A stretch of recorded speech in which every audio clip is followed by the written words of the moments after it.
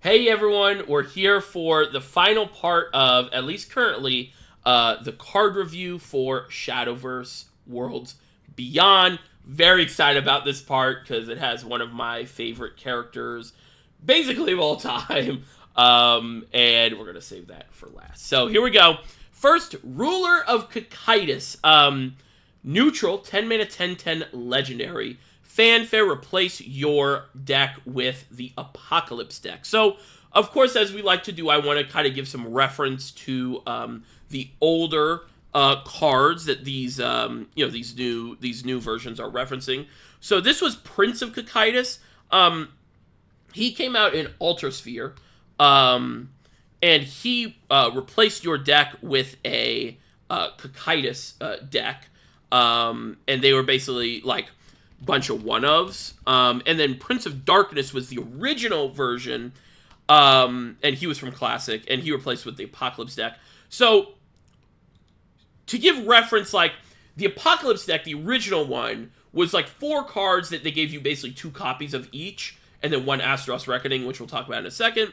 But then the other version, Cocytus, Prince of Cocytus, he basically was just a bunch of one-ofs of very strong cards. So it's going to be a combination of those, where it's a bunch of really strong cards, but 2 of each of them. So let's get into it. So first one, Silent Rider, 6 mana, 10/10 Storm. You know, as basic as you can get on a card. Servant of Cocytus, 1-drop, 13/13. Demon of Purgatory, 9 mana, sorry, well, 5 mana, 9/6. Select 2 enemy followers on the field and deal 6/2 damage to them and the enemy leader. This one is very strong. And then Astaros Reckoning, is that? Yeah, that was, okay, wow, that is the last one. Okay. Then it's Astaros Reckoning, 10 mana, set your enemy leader's max defense to 1. So, let's kind of talk about Cocytus. So, he's a interesting style of deck and style of card. The original Cocytus, I'm going to be honest, I don't have a ton of experience in the like classic version of Shadowverse. So I can't really say, but the second one, Prince of Cocytus, I should say Prince of Darkness, the original Prince of Darkness, I don't know much about. Prince of Cocytus, though, was pretty good because his card quality, you only got one of each of the cards, but they were just very good. So he was used in actually Ramp Dragon as like an alternate win condition.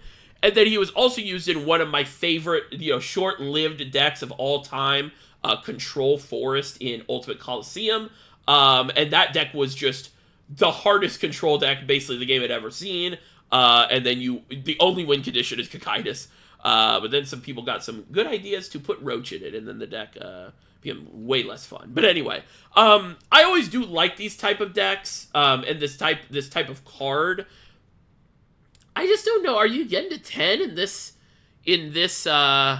format? And all of these cards, like the Silent Rider is good. Like all these cards are just like kill your opponent. Like they're not like control the board. I guess this one kind of controls the board, but even 6 damage is like not enough, right? But a lot of these are just like your opponent's gonna die. Him being sorry, that was the Twitter. Him being a 10/10 is interesting. Because previously, it's like you play him, and then if he lives and you top deck Astaros Reckoning, which is the one that sits there held to 1, you just die, right? But before he was like a 6/6 and stuff, so he's kind of easier to clear. So I do kind of like the idea of like he's a higher stat guy, so you're just gonna be able to go play him. Next turn, you just hope you win the game. I think he's gonna see play. I just don't know which deck. I don't think he's bad. I just don't know which deck. So we'll see. Definitely an interesting card to think about and build around too. I think this is gonna be one of those like once someone cracks the deck, it'll be pretty cool. So then we get to some Haven cards. And first up is Salefa, Guardian of Water. I'm so happy they did her because she's a very iconic Rage of Bahamut character that never got put into Shadowverse, ever. So this is not a Shadowverse original character, but she was not in the original Shadowverse. 5 mana, 3/3, ward, on play, you heal 3 from your leader, and then on evolve, deal 3 damage to all enemy followers. How good is this card? 5 mana, 3/3 ward, heal 3 is awful. Like, that's just not good. That's just not good. The Evo, though, is very strong. And if we get a certain girl's amulet, if we get Elena's Prayer early on, I could see this card being very good. So Elena's Prayer, very classic Haven sort of archetype. So it's a 3-mana amulet. Whenever your leader's defense is restored, give +1/+1 to all allied followers. So a lot of the Elena decks ended up being these like sorta pseudo board decks that you heal and then you buff your board. And if Elena exists with this card is insane. Without it, I think this card is okay. I think it's just like a necessary AoE you need. But I don't know. I think it's a little bit weak, unless we get Elena. If we get Elena, this card's insane. Next card, Serene Sanctuary. 1-drop, countdown 3, last words, draw 2 cards. And then engage, which means you like tap it or activate it. You can do it once per turn. Advances amulets count by 1. So, turn 1, you play it, right? It goes down to countdown 2. Goes back to your turn. And you go... Like, I guess you either play a 2-drop or you invest another play point into it, and then the next turn you draw the 2 cards. Or you can play a 2-drop, next turn, pop this for 1, and then draw 2, and then draw 2, and then play another 2-drop. Or you just let it sit there and you draw 2 cards on turn 4. This card's good. This card's very good, and I love the, like, flexibility it has. Yeah, this card's just good. This is just a good card. Good card draw. Next is, one of, I guess I'd say, the win conditions for Haven. Lapis Shining Seraph. I know a lot of people are disappointed that Lapis is basically completely different from her original. So, Lapis was basically a reprint of Infatuated Seraph. So, she was an 8-mana 7/6, and then when this follow leaves play, you summon Infatuated Seraph. Infatuated Seraph was a classic Haven win condition. It was an 8-mana amulet, and then countdown 1, summon Awakened Seraph. Awakened Seraph, countdown 1, summon Renaissant Seraph. Renaissant Seraph, countdown 1, get Seraph Lapis, Glory Be, and then once that goes away, you literally win the game. You just win the game. Would I have liked to see this? Yes, it's a very fun, like, win condition. It's very classic, iconic. But, I don't know, what are we gonna do, you know? But this new Lapis is a 8-mana 7/6. Last words, gain crest, so that's the leader abilities, right? And then the crest is countdown 2, so after 2 turns, you summon a Lapis and give it Storm. So it's basically this thing that will, every 2 turns you're going to get a Lapis with Storm. This is really good if we're playing in a 14, 15 turn format, which I personally would love. I would love that, you know. Are we going to be playing in a 14 or 15 turn format? We're going to see some sword cards that I would argue, would say no to that, right? I don't know. I love this card. I think it's good. But we'll have to see. We'll have to see. Now we get into Sword. Sword, so... Gonna pause here for a second. So Sword is my favorite class. When a Sword is good, it's this board-based mid-range deck, but compared to Shadow, where Shadow, like I was talking about, separates its play point investment and value into a bunch of bodies or different effects, and then those tie into the different effects that you want to like go. Soul Conversion, the new 1-drop that kills Death Reaper. Sword, on the other hand, is the mid-range deck where every one of your cards is just like really high value. Like every one of your cards you play is just the immediate value of the play points. It usually like kind of hits the ceiling of how good a card can be for that amount of play points. And it's always usually board based. And yeah, so Zirconia Iron Crown Ward. 4 mana 4/4. I can't. There's no Evolve art, but her Evolve art, she's like this princess girl. She actually looks pretty cool. This is also a new character. New Shadowverse character, like brand new. Evo. So she does nothing else. Evo, summon 2 copies of Knights. Knights are 0 mana 1/1s. With the trait Officer. Give all other allied followers on the field +1 attack. So if your board is empty, which sword, you're probably losing if it's empty, but, maybe not after you play this. You summon, it's a 5/5, and it summons 2 2/2s. Huh? I'm going to show you guys the original one of these, because these 4-drops that evolve are very classic, that summon things. Floral Fencer. Floral Fencer was a 4-drop 3/4. On evolve summons a Knight and a Steelclad Knight. That's a 2/2 and a 1/1. Then we had, what was her name? Cavalier. Frontline Cavalier. Frontline Cavalier was 4-drop 3/4. Whenever an allied officer follower comes into play, you heal 1. And then she summoned 2 Heavy Knights, so those were 1/2s. So she was like a slight side grade to Floral Fencer, but she was better because the heal was very important in that era. So where are we? Yeah, there we are. This card is just absurd. This is such an insane card. If anything lives, you're buffing your board. If anything lives, you're buffing your board, and you're still summoning 9/9 worth of stats on an evolve.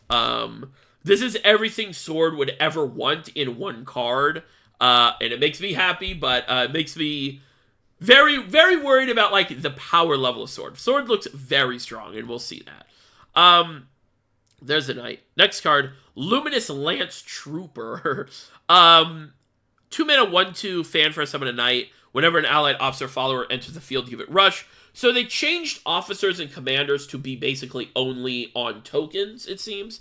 But you'll notice Luminous Lance Trooper has a Luminous trait because the Luminous Knights are sort of this group from Rage of Bahamut, and they usually get cards in Shadowverse. And I'm expecting to see Luminous Mage, at least, right? Luminous Mage, and then maybe some other ones, but Luminous Mage is sort of the iconic. Luminous Knight for sure as well. But this is kind of a iconic early, Tempest of the Gods is a kind of early mid-range sword card. But really interesting to see that trait. I wonder if there will be some sort of full luminous package, where it's we get the Lance Trooper, we get the Knight and the Mage, and then maybe we get some other thing that draws them, or thing that plays them, or something like that.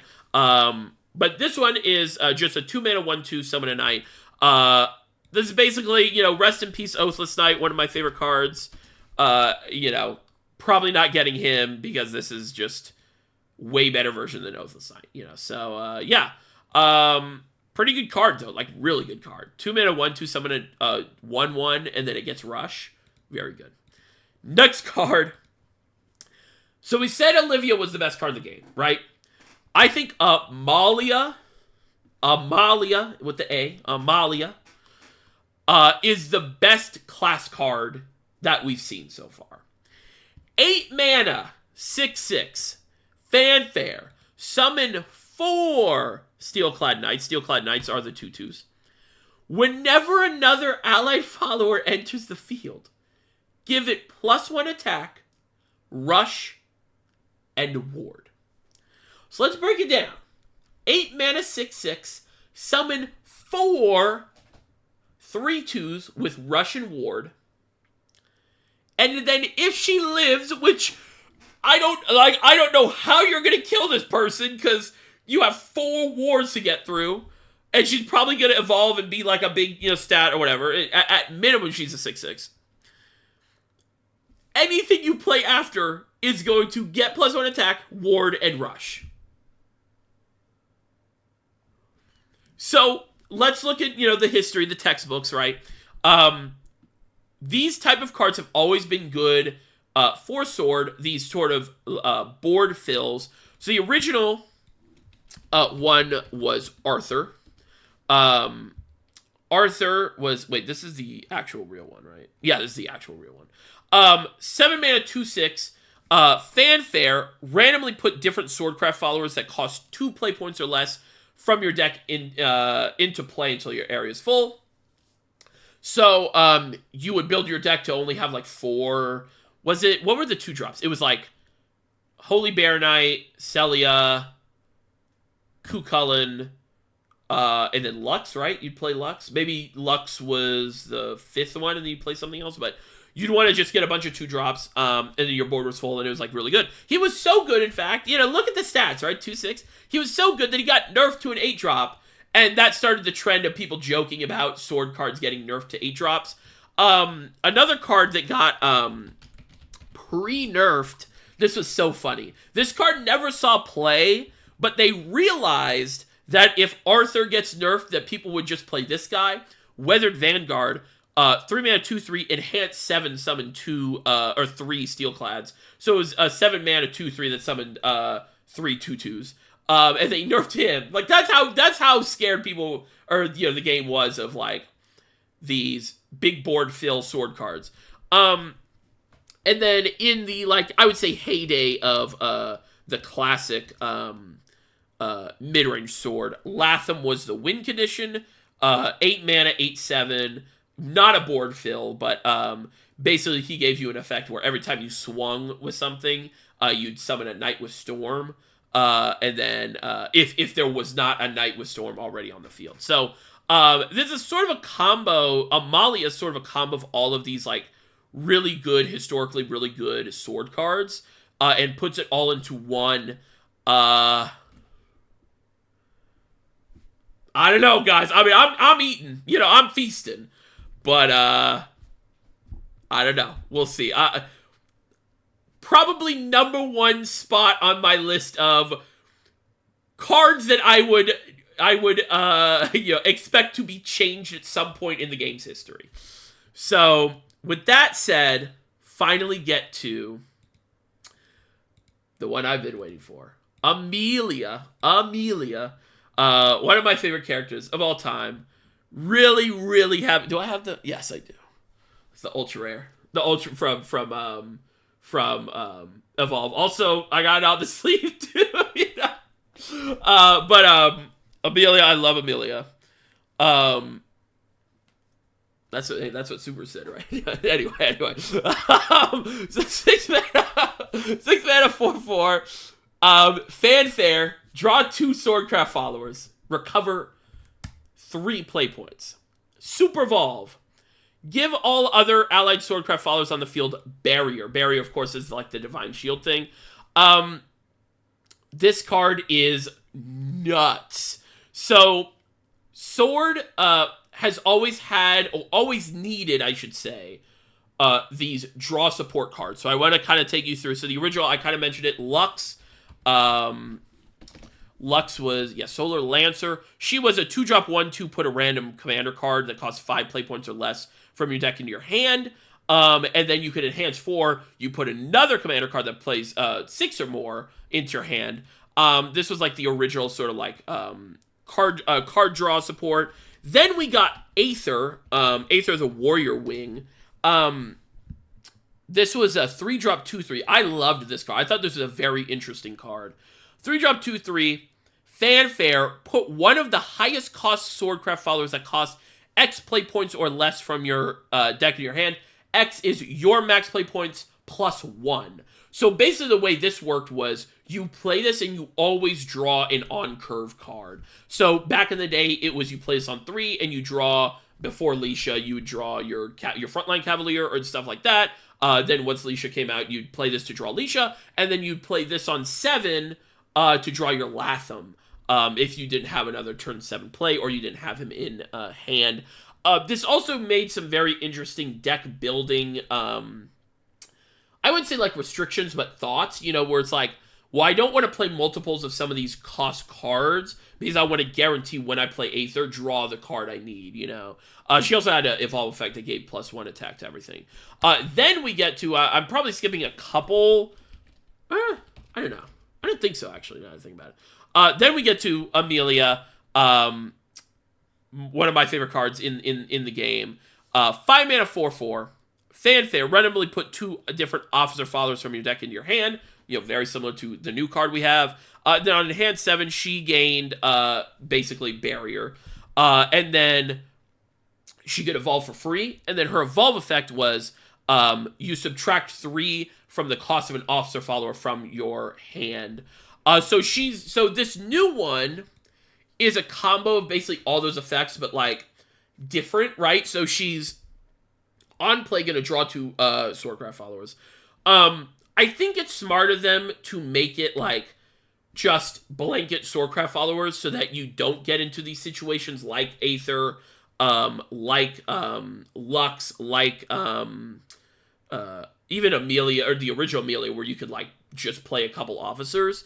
Because you just want, I don't think they want to be restricted in their card design, where it's like, if they want this card to be played, but it's like say she said, draw 2 3 cost or lower sword cards. Like, I think they want to make sure that they don't have to design around some of these cards if they want a card to be playable, if that makes sense. So, draw the 2 cards, get the 3 play points back. So that is basically the make something, cost 3 less. And then the Super Evolve gives everything Barrier. Like, that's insane. So let's just see cards that we've seen so far, right? So we've seen the Luminous Lance Trooper, right? So you get the Luminous Lance Trooper. So say you play Amelia, and you have Luminous Lance Trooper and a 1-drop, right? And this is on 6 going second, so you can Super Evolve. You go Amelia, draw 2, play Lance Trooper, play a 1-drop, Super Evolve Amelia. Amelia's going to swing into something, and then all of your other guys have Barrier, which makes them very hard to clear. And then the next turn, now if you go first, right? Oh, wait, no. That doesn't matter. That doesn't matter. But then say you have this follow-up and you buff everything as well. Sword's looking really, really, really strong. But, yeah, pretty excited. There's a lot I have to say about, like, Sword and stuff. I was very worried about it. But this makes me happy. This makes me, confident that the deck is going to be good, and this is probably going to be my I don't really have like a main, because when you play like tournaments and competitive, you can't really like have a main, but definitely the deck I'm most excited for so far. And yeah, but thanks for watching. Let me know who your favorite card that was revealed so far. I think a lot of these are very fun. I think Cocytus is a card that I really want to figure out. I think some of the Haven stuff looks really interesting, especially like the thought of us getting an Elena's Amulet. And then, Lapis is a fun card. All the sword cards are just absurdly good. Amelia, no way she stays existing like she does, is my... Because another thing, sorry, to go back to Amelia, one of the things compared to, like we saw, I still have this up, we saw, like, all these 8-drops, right, from the starter decks, or starter trial decks.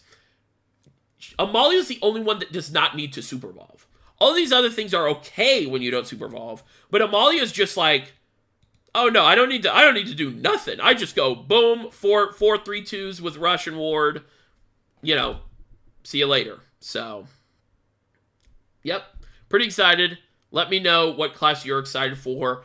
That's pretty much all the cards that have been revealed so far. So next, I'm going to be doing some like video review of some gameplay that we've seen, and then I think I'll probably do some like class sort of breakdowns and like go, hey, this is how this class has functioned in Shadowverse's past and how it might function in Shadowverse Worlds Beyond. So hope you guys are excited for that, and yeah. Have a good one, guys. Bye-bye.